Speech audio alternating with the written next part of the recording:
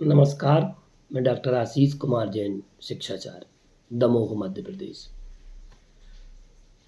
आज हम जबलपुर शहर में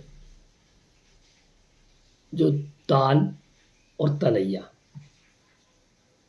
कितने थे, किन्होंने निर्माण कराया था, इस विषय में हम आपसे आज चर्चा करने जा रहे हैं कि जबलपुर शहर में जो तालाब, तलैया और आज स्थानों के जो नाम हैं, उन स्थानों के नाम क्यों पड़े? इस विषय में हम आपसे चर्चा कर रहे हैं। हो सकता है कई लोगों को जानकारी भी हो।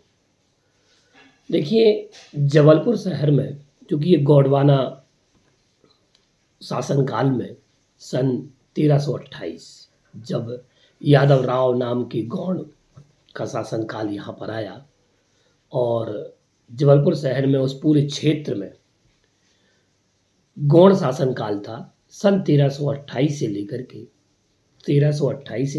1857 तक गौड़ शासनकाल इस जबलपुर क्षेत्र में प्रभावी था। उनका शासनकाल था और बहुत अच्छे सम्राट थे ये लोग और इन्होंने साहित्य, संस्कृति, समाज के लिए बहुत अच्छे कार्य इन्होंने संपादित किए।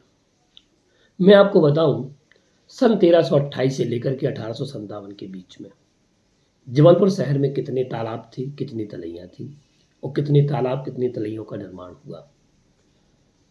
तो आपकी जानकारी के लिए मैं बता रहा हूँ, जो आज हमारे युवा साथी हैं और जिन्हें जबलपुर शहर के बारे में उनके बारे में पता नहीं है, वो इस बात को सुने, जाने, अपने इतिहास को टटोलें कि आप जबलपुर शहर के निवासी हैं और आपको कम से कम ये जानकारी होना चाहिए।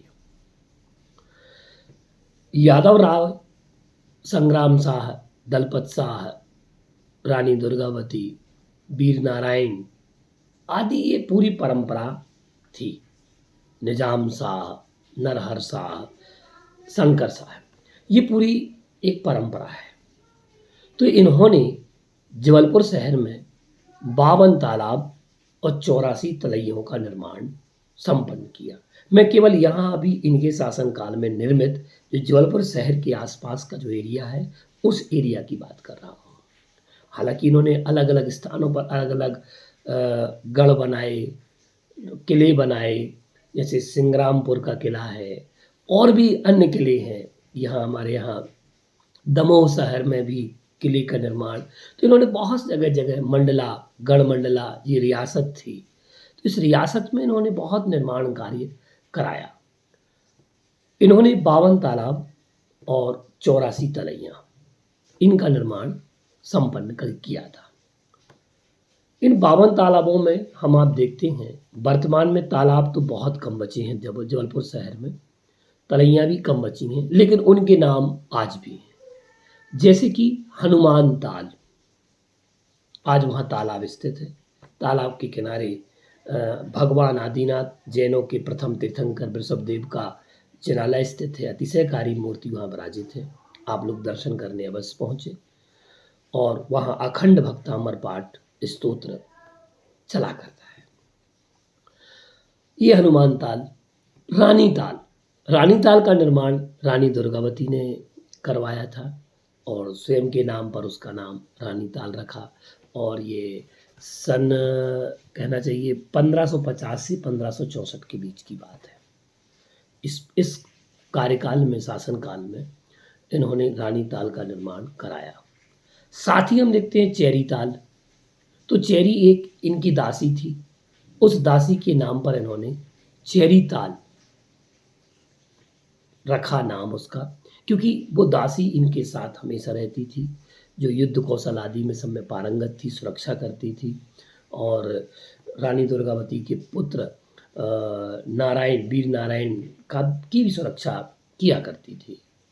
सारा ध्यान रानी का रखा करती थी, इसलिए उसकी दासी भक्ति को देख कर के उन्होंने एक तालाब बनाया उसके नाम से, जिसका नाम रखा चेरी ताल। आज वर्तमान में भी चेरी ताल नाम आप जानते हैं। आधार ताल, इनके दीवान आधार कायस्थ थे, तो रानी दुर्गावती ने इनके नाम पर भी और इनकी स्वयं की स्वीकृति भी थी। उन्होंने इस आधार ताल का निर्माण कराया, दीवान आधार कायस्थ। तो ये इस प्रकार से रानी दुर्गावती के समय में ये स्थानों के नाम रखे गए। और जैसे आधार ताल, रानी ताल, चेरी ताल, एक पचमढ़ा मंदिर जबलपुर, जो दीवान आधार कायस्थ के द्वारा निर्मित कराया गया था। ये मैं बता रहा हूँ आपको। हनुमान ताल हो गया, फूटा ताल। अब तलैयों में आप देखें, जूड़ी तलैया, तिलक भूमि तलैया, तो ये सब आपका जबलपुर का इतिहास है। और भी अन्य स्थान होंगे, मैं तो मुख्य मुख्य स्थानों के बारे में आपको बता रहा हूँ। आपको खोजबीन करना है और आप उस इतिहास को शासन प्रशासन तक अवश्य पहुँचाएँ, लिखित में पहुँचाएँ और सबको जानकारी हो अपने इतिहास के बारे में। तो अगर आपको ये जानकारी अच्छी लगी हो तो आप इस वीडियो को पूरे जबलपुर शहर में, पूरे गढ़मंडला रियासत में आप इसको शेयर कीजिएगा और संपूर्ण भारतवर्ष में से शेयर करें, जिससे लोगों को जानकारी मिले कि जबलपुर शहर में जो कितने तालाब थे, कि 52 तालाब, 84 तलैया, मठ और इनके नामकरण का आधार क्या है। इस विषय में आज हमने आपसे चर्चा की। नमस्कार।